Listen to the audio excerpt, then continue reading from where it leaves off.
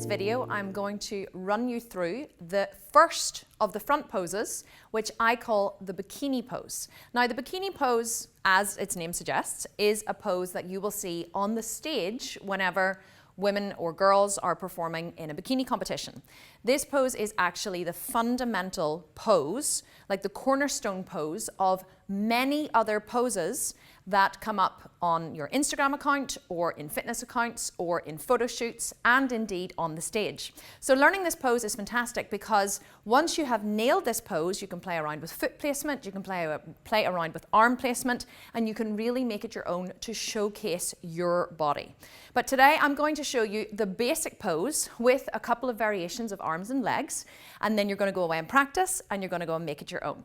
So in order to set up the bikini pose, you first need to choose whether you're going to step into your right foot or whether you're going to step into your left foot. Now, everybody will have a side that they prefer. For me, I used to start off preferring my left side, but then I realized through a lot of practice that actually when I stepped into my right foot, the pose looked much better for my body and it felt so much more natural. So today I'm going to teach you the pose stepping into the right foot, but feel free to switch it into the left foot if that is indeed your preferred side.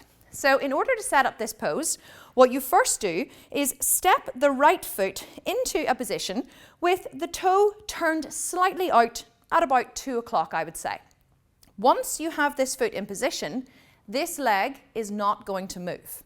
So step your foot into position and then place your fingertips on your right hip and push your right hip back.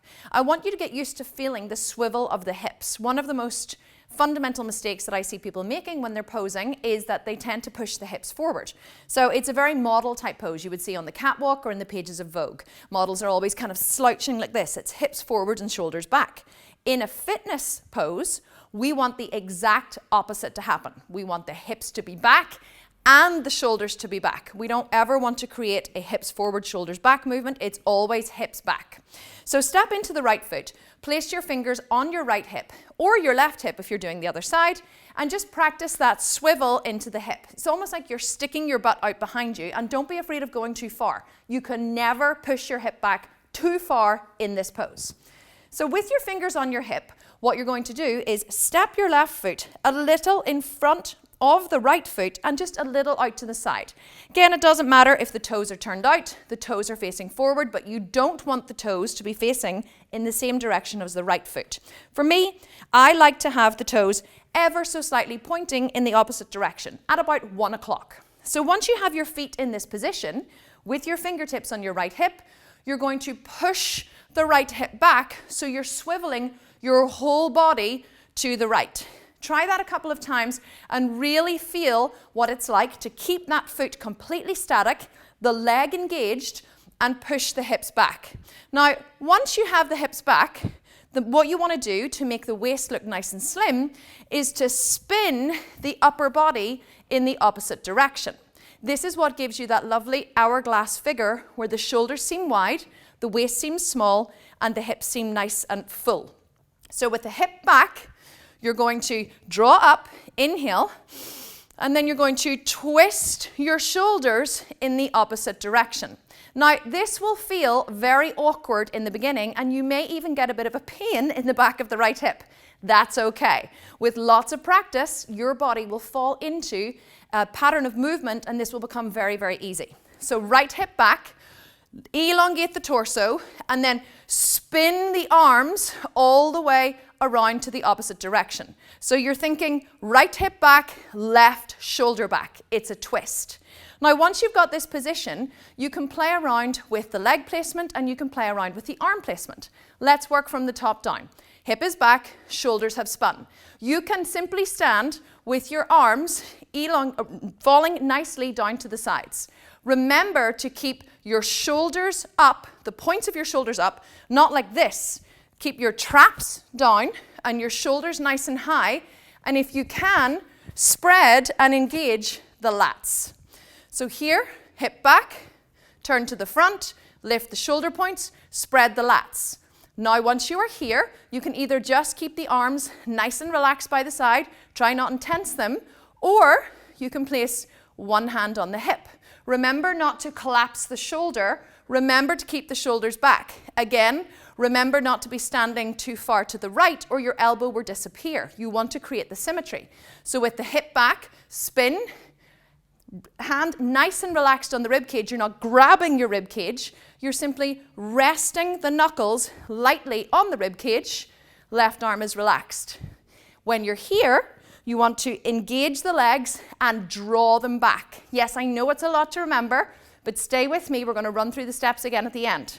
Engage the legs, right hip back, left shoulder back, hand on hip, or arms down by the sides. You can even play around with both hands on the hips. If both hands are on the hips, remember just not to kind of fall into the pose. Everything is engaged. Hip back, elongate the torso, shoulders up, press the hips forward. You can keep the left hand on and relax the right arm, or you can just keep both down. If you have a phone in your hand taking a selfie, then you're going to be looking at the selfie in the mirror, making sure everything is nice and engaged, snap, snap, snap, and then you can relax.